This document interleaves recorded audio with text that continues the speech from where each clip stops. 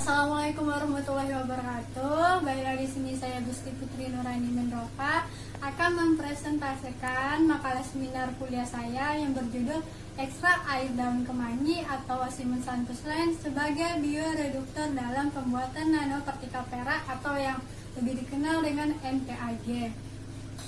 Baiklah, kita masuk ke pendahuluannya dulu. Nah, sebagaimana yang kita tahu, Indonesia memiliki keanekaragaman hayati yang tinggi. Hal ini didukung oleh letak geografisnya yang dilewati oleh garis khatulistiwa yang menyebabkan curah hujan yang tinggi hampir di seluruh wilayah Indonesia. Salah satu keanekaragaman hayati tersebut yakni daun kemangi atau Asimun santus lain yang berasal dari genus Asimun. Nah, daun kemangi sendiri dia banyak mengandung senyawa antioksidan dan metabolit sekunder. Nah, beberapa tanaman memiliki fungsi sebagai reduksi ion logam.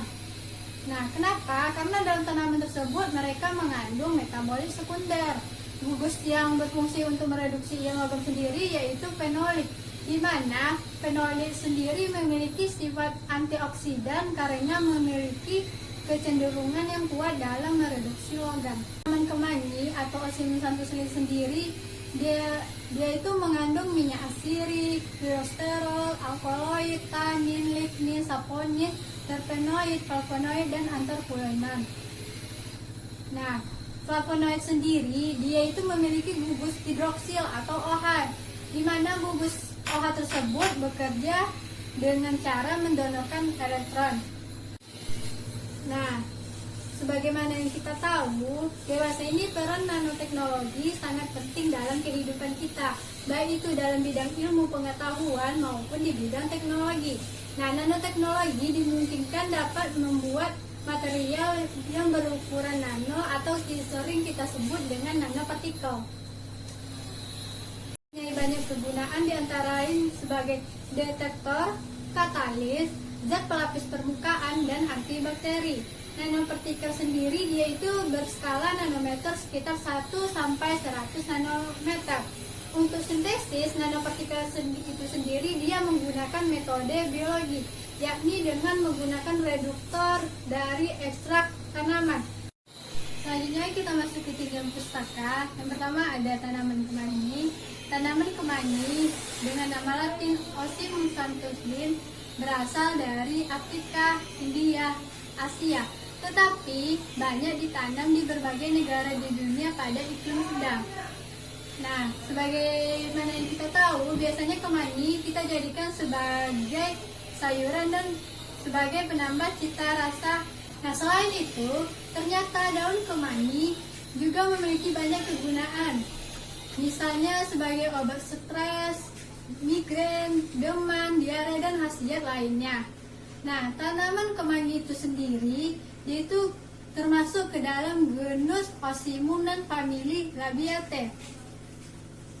Kandungan kimia dalam tanaman kemangi ada minyak asirik, fitosterol, alkaloid, senyawa fenolik, tanin, lignin, saponin, flavonoid, terpenoid, dan anthocyanin. Nah, fenolik seperti flavonoid yang memiliki gugus OH dapat mengikat logam. Nah, gugus logam ini bekerja mendonorkan elektron ke ion Ag+ untuk menghasilkan Ag partikel nano. Yang kedua, senyawa metabolit sekunder dalam tanaman kemangi. Yang pertama ada alkaloid.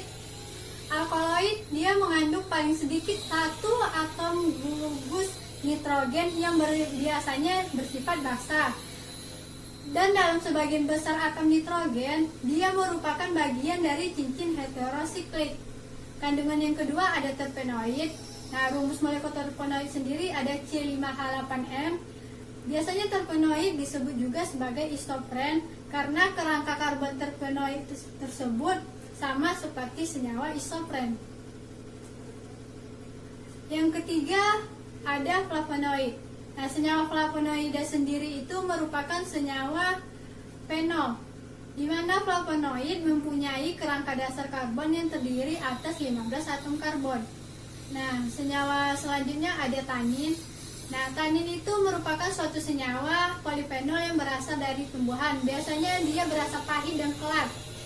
Tanin memiliki gugus hidrofil fenolik yang banyak dijumpai pada tumbuhan.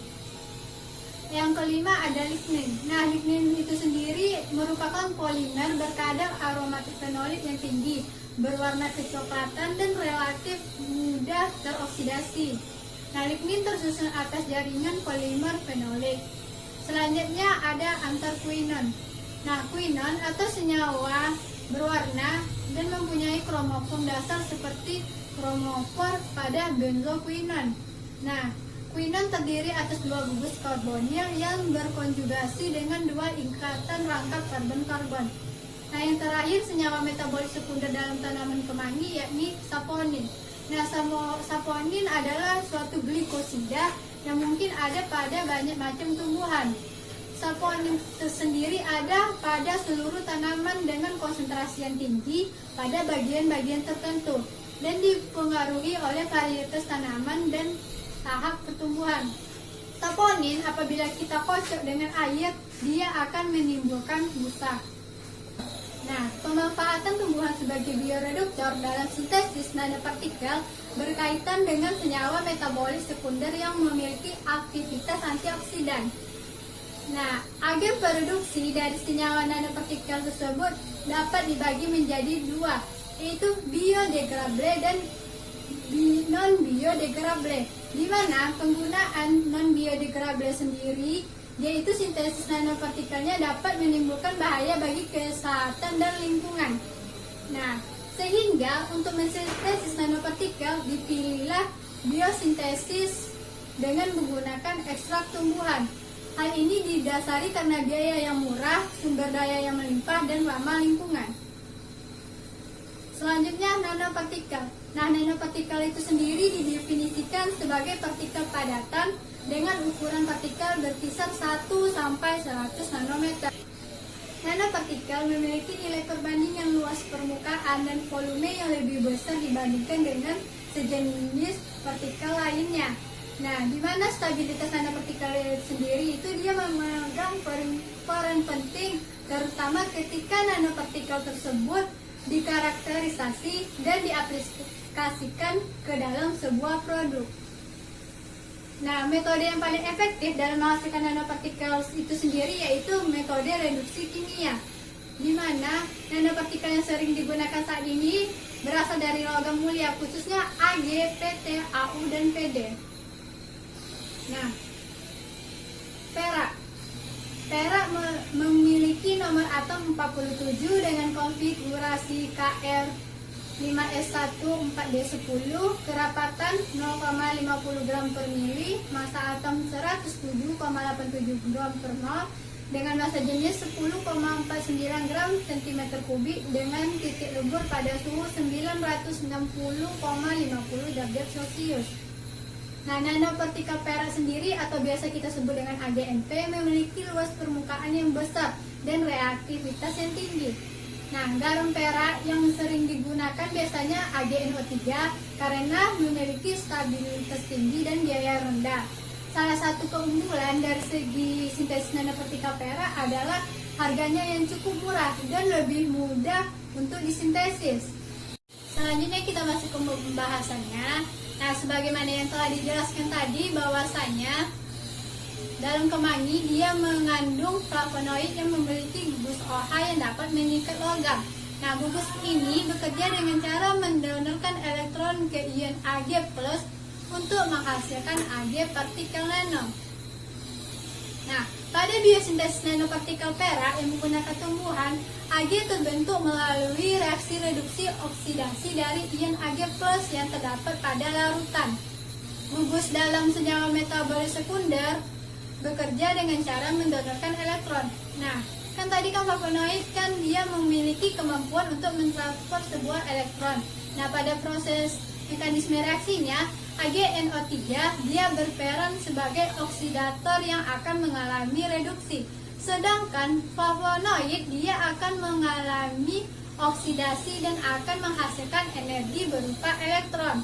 Reaksi pada senyawa AgNO3 dia membentuk perak yang tidak stabil.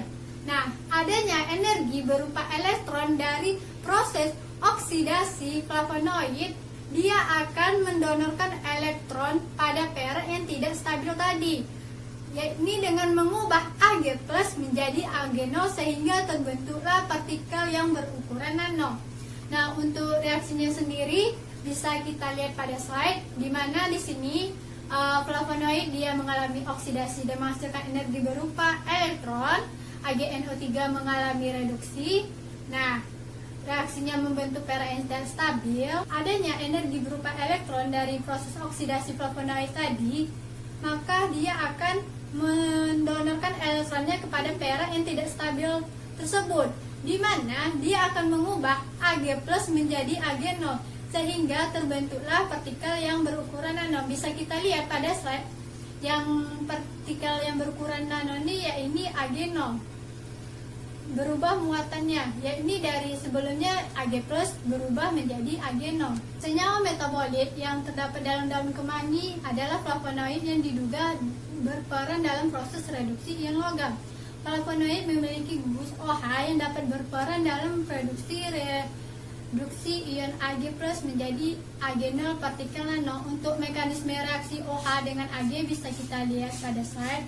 Yang pertama ada di situ ada proses reduksi dari AgNO3-nya dan sampai dia menjadi Ag partikel nano. Nah, sintesis untuk nanopartikel sendiri dia itu dibuat dengan mencampurkan ekstrak daun kemangi dengan larutan AgNO3. Warna yang dihasilkan warnanya merah kecoklatan selama proses sintesis yang membuktikan terbentuknya nanopartikel perak. Nah, perubahan warna pada larutan dia itu dipengaruhi oleh proses reduksi ion perak dari senyawa organik pada tanaman. Warna yang mengidentifikasikan telah terbentuk nanopartikel yakni kekuning-kuningan hingga coklat. Pada slide bisa kita lihat di situ ada dua gambar A dan B. Nah, gambar tersebut menunjukkan warna yang terbentuk pada nanopartikel perak ekstrak daun kemangi, di mana berawal dari warna kuning pada gambar A sebelum bereaksi menjadi coklat kemerahan pada gambar B setelah bereaksi. Nah, pada warna larutan tersebut dia itu mengalami perubahan, itu menunjukkan bahwa nanopartikel perak itu telah terbentuk. Nah, selanjutnya ada morfologi nanopartikel perak. Nah, bisa kita lihat pada slide morfologinya bentuk nanopartikel perak, di mana serbuk nanopartikel perak dia itu dianalisis menggunakan SEM atau scanning electron microscopy, di mana bentuk nanopartikel yang terbentuk berbentuk acak dengan ukuran yang bervariasi. Terakhir kita masuk ke kesimpulan, di mana kesimpulannya flavonoid merupakan salah satu kandungan dari ekstrak daun kemangi. Flavonoid memiliki gugus OH yang dapat mengikat logam. Pada biosintesis nanopartikel perak yang menggunakan tumbuhan, Ag terbentuk melalui reaksi reduksi oksidasi dari ion Ag+. AgNO3 dia berperan sebagai oksidator yang akan mengalami reduksi. Reaksi oksidasi pada flavonoid dia akan menghasilkan energi berupa elektron. Hal ini dikarenakan adanya tambahan elektron dari senyawa flavonoid terhadap AgNO3. Senyawa AgNO3 akan mengalami reduksi menjadi Ag+. Reaksi yang terbentuk merupakan perak yang tidak stabil.